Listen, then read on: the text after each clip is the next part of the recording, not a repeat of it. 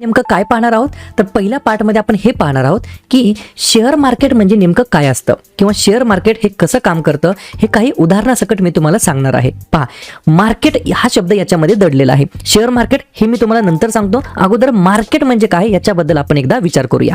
नेमकं मार्केट कशाचं असतं? फळांचं मार्केट असतं, भाज्यांचं मार्केट असतं, कपड्यांचं मार्केट असतं, वह्या पुस्तकांचं मार्केट असतं। ह्या मार्केटमध्ये आपण काय करतो? या पर्टिक्युलर गोष्टींची खरेदी विक्री करतो। आपण भाजी फळे खरेदी करतो, कपडे खरेदी करतो, वह्या पुस्तकं खरेदी करतो। याच्या ऑपोजिट कोण आहे? तर भाजी विकणारे, कपडे विकणारे, वह्या पुस्तकं विकणारे। म्हणजेच या मार्केटमध्ये काय आहेत? एक आहे खरेदीदार आणि एक आहे विक्रेता। यालाच या ठिकाणी या संपूर्ण सायकलला या ठिकाणी जे चालतं हे कुठे चालतं? तर हे मार्केटमध्ये चालतं। अशाच प्रकारे शेअर्स मार्केट असतं। म्हणजेच काय? ज्या ठिकाणी शेअरची खरेदी विक्री होते त्याला म्हणता येईल शेअर मार्केट। शेअर मार्केट म्हणा किंवा स्टॉक मार्केट म्हणा। जसं भाजीपाला आपण काय करतो? खरेदी विक्री करतो, कपडे खरेदी विक्री करतो आणि वह्या पुस्तकं खरेदी विक्री करतो। अशाच प्रकारे स्टॉकची खरेदी विक्री ज्या मार्केटमध्ये केली जाते त्या मार्केटला शेअर मार्केट या नावाने या ठिकाणी संबोधलं जातं। ठीक आहे, मग या ठिकाणी या मार्केटमध्ये एक बायर असतो, एक सेलर असतो। मग हे कसं चालतं सायकल? तर ही सायकल कशी चालते मी तुम्हाला सांगतो। उदाहरणार्थ लक्ष द्या, एक असतो बायर ज्याच्याकडे काय असतात? तर पैसे असतात। या बायरला काय करायचं असतं? शेअर मार्केटमधून काही कंपन्यांचे स्टॉक खरेदी करायचे असतात। मग याला कोण पाहिजे आहे? या बायरला एक सेलर पाहिजे जो त्याच कंपनीचे शेअर याच मार्केटमध्ये विकायला बसलेला आहे। बरोबर, हे झालं बायर आणि सेलरची सायकल कंप्लीट। आता सेलर आणि बायरची सायकल कशी कंप्लीट होते? तर याच मार्केटमध्ये एक सेलर बसलेला आहे ज्याच्याकडे काही कंपन्यांचे स्टॉक्स आहेत आणि त्याला काय करायचं आहे? याच शेअर मार्केटमध्ये ते शेअर किंवा ते स्टॉक त्याला विकायचे आहेत आणि त्याच्या ऑपोजिट कोण असणार? तर त्याच्या ऑपोजिट एक बायर असणार ज्याच्याकडे पैसे असणार आहेत। बायर असतो कशासाठी? तर मार्केटमधून काही कंपन्यांचे शेअर्स विकत घेण्यासाठी बायर असतो आणि सेलर कोण असतो? तर असलेल्या त्याच्यापासल्या ज्या काही कंपन्यांचे शेअर्स आहेत ते मार्केटमध्ये विकण्यासाठी। जेव्हा बायर बाय करतो, सेलर सेल करतो, तेव्हा ही सायकल कंप्लीट होते। ही सायकल कुठे कंप्लीट होते? तर याच शेअर मार्केटमध्ये ही सायकल कंप्लीट होते। म्हणजेच या ठिकाणी या मार्केटमध्ये काय होतं? जसं भाजीपाल्यांच्या मार्केटमध्ये काय होतं? तर एक्सचेंज ऑफ भाजीपाला, म्हणजेच काय? भाजीपाल्याचा एक्सचेंज होतं। तसंच या स्टॉकचं सुद्धा एक्सचेंज होतं। हे एक्सचेंज कुठे होतं? तर BSE आणि NSE मध्ये। तर याच्याबद्दल कन्सेप्ट आपण क्लिअर करूया। BSE म्हणजे काय असतं? तर फुल फॉर्म आहे बॉम्बे स्टॉक एक्सचेंज, ज्याच्यामध्ये जवळपास 5000 पेक्षा जास्त लिस्टिंग कंपन्या आहेत।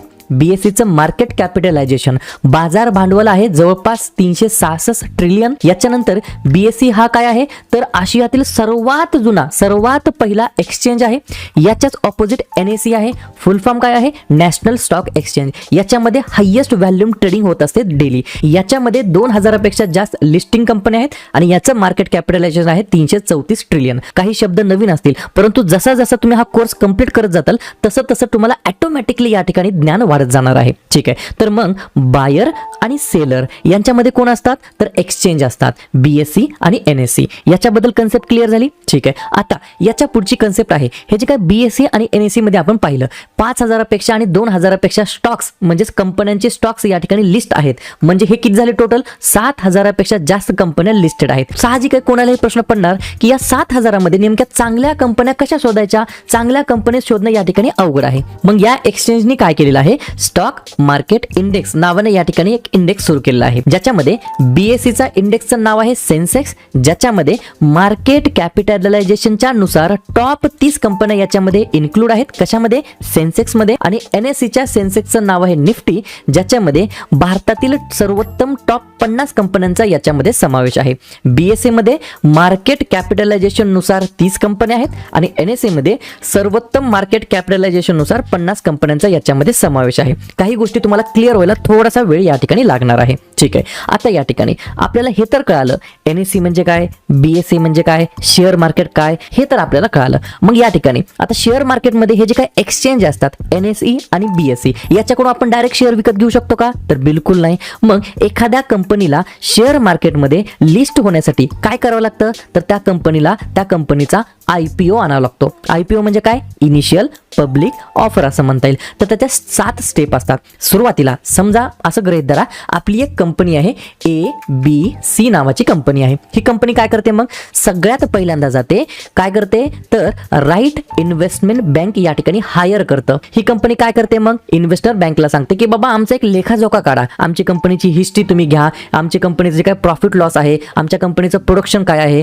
प्रोडक्ट्स काय आहेत याच्याबद्दल माहिती घ्या. आणि ही जी काय माहिती आहे ही सर्व माहिती घेऊन एक ऍप्लिकेशन या ठिकाणी फिल करा सेबी सोबत. बरोबर. तर सेबी नंतर काय करते तर याच्यानंतर रोड शोच्या द्वारे या ठिकाणी इन्व्हेस्टमेंट बँक, सेबी आणि कंपनी हे सर्वजण मिळून काय करतात तर या IPO ची प्राइस डिसाइड होते आणि त्याच्यानंतर IPO लॉन्च होतो आणि IPO लॉन्च झाल्यानंतर ते जे काही शेअर्स असतात ते या ठिकाणी लिस्ट होतात वेगवेगळ्या एक्सचेंजवरती. ठीक आहे. आता ही जी काही प्रोसेस असते पहिली प्रोसेस असते प्रायमरी मार्केटमध्ये.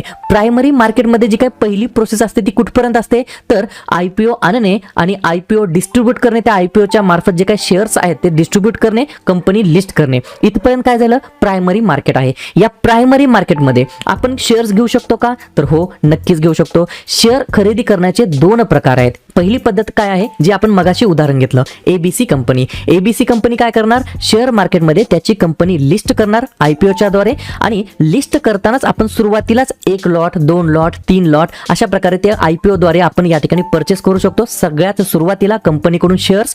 बरोबर. आणि दुसरा पर्याय काय आहे ही कंपनी जेव्हा लिस्ट होते तेव्हा आफ्टर लिस्टिंग म्हणजे लिस्टिंग झाल्यानंतर आपण बाय करू शकतो. पहा या ठिकाणी कन्फ्युजन आहे. सुरुवातीला जे आपण IPO मध्ये जे शेअर्स बाय करतो ते आपण डायरेक्ट कंपनीकडून बाय करतो आणि कंपनी लिस्ट झाल्यानंतर आपण शेअर्स कोणाकडून बाय करतो तर ते आपण बाय करतो ब्रोकर्स कडून. मग याच्यामध्ये या ठिकाणी कंपनीकडून डायरेक्ट जर शेअर परचेस केले तर ते झाले IPOच्या द्वारे आणि सेकंडरी मार्केटमधून आपण जेव्हा परचेस करतो तेव्हा तुमच्यासारख्या आमच्यासारख्या इन्व्हेस्टर कडून आपण या ठिकाणी किंवा ब्रोकरच्या माध्यमातून आपण शेअर खरेदी विक्री केली जाऊ शकते. ठीक आहे. आता या ठिकाणी जसं की मी तुम्हाला मगाशी प्रश्न विचारला होता आपण डायरेक्टली NSE BSE कडून शेअर्स खरेदी करू शकतो का तर बिलकुल नाही. मग मगाशीचं एक उदाहरण जे घेतलं होतं आपण सुरुवातीला एक असतो बायर आणि एक असतो सेलर. बायरला काय करायचं असतं मार्केटमधून काही कंपन्यांचे शेअर्स कॅशने या ठिकाणी परचेस करायचे असतात आणि सेलरला काय करायचं असतं त्याच्यापासले जे काही शेअर्स असतात ते मार्केटमध्ये त्याला सेल करायचे असतात. तो काय झाला तो आहे सेलर. ठीक आहे. आता या ठिकाणी बायर आणि सेलर हे डायरेक्टली एक्सचेंज करून या ठिकाणी शेअरची खरेदी विक्री करू शकतात का नाही तर त्याच्यामध्ये एक दुवा असतो, त्याच्यामध्ये एक प्लॅटफॉर्म असतो. त्या प्लॅटफॉर्मचं नाव काय आहे ब्रोकर्स. बरोबर.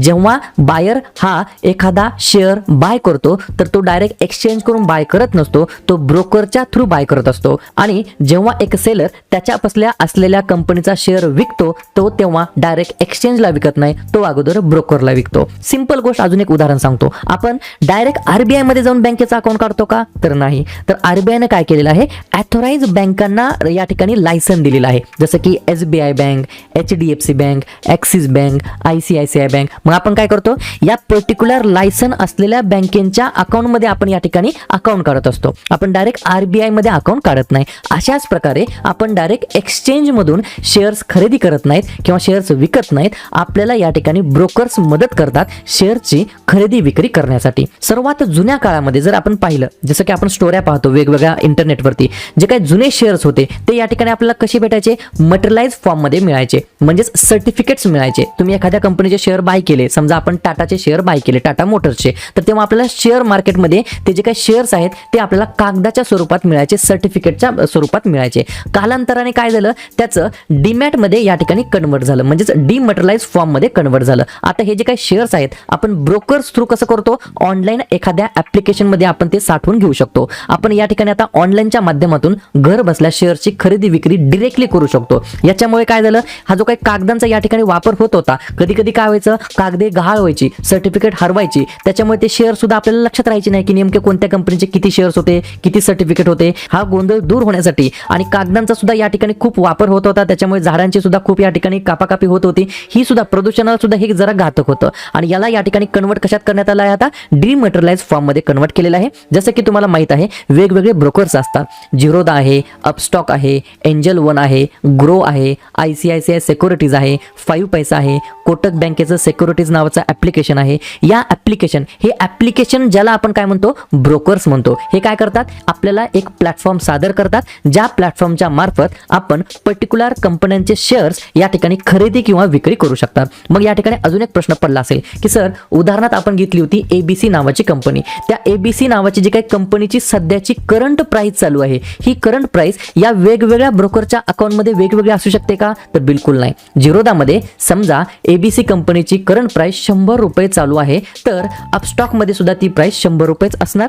एंजल वन मध्ये सुद्धा ती प्राइस 100 रुपयेच असणार. प्राइस मध्ये डिफरन्शिएशन किंवा व्हॅरिएशन बिलकुल नसतं, कारण की हे डिरेक्टली या ठिकाणी एक्सचेंज सोबत काय असतात, लिंक असतात. त्याच्यामुळे प्राइस मध्ये या ठिकाणी व्हॅरिएशन किंवा डिफरन्शिएशन आपल्याला कधीच बघायला भेटत नाही. ठीक आहे. तर आजच्या व्हिडिओमध्ये आपण काय शिकलो, नेमकं शेअर मार्केट हे काय असतं, शेअर मार्केट कसं काम करतं. आपण एक उदाहरण पाहिलं, कंपनी शेअर मार्केटमध्ये लिस्ट कशी होते, IPO म्हणजे काय, IPO ची प्रोसेस काय असते, आपण शेअर्स डायरेक्ट या ठिकाणी NSE BSE कडून घेऊ शकतो की ब्रोकर्स कडून घेऊ शकतो, हे आपण आजच्या व्हिडिओमध्ये शिकलेलो आहोत. पुढच्या व्हिडिओमध्ये आपण काय शिकणार आहोत, नेमकं आता आपल्याला हे तर लक्षात आलं की बाबा शेअर मार्केट म्हणजे काय, परंतु तरी सुद्धा काही जणांच्या मनामध्ये एक प्रश्न पडला असेल की ठीक आहे, शेअर मार्केट म्हणजे आम्हाला समजलं, परंतु हे नेमकी इन्व्हेस्टमेंट जी काय आहे, गुंतवणूक जी काय आहे, ती नेमकी कशासाठी करायची, गुंतवणूक करायच्या मागचं कारण काय, गुंतवणूक केलीच पाहिजे का, गुंतवणूक केल्यामुळे काय फायदा होतो का की तोटाच होतो, याच्याबद्दल आपण पाहणार आहोत.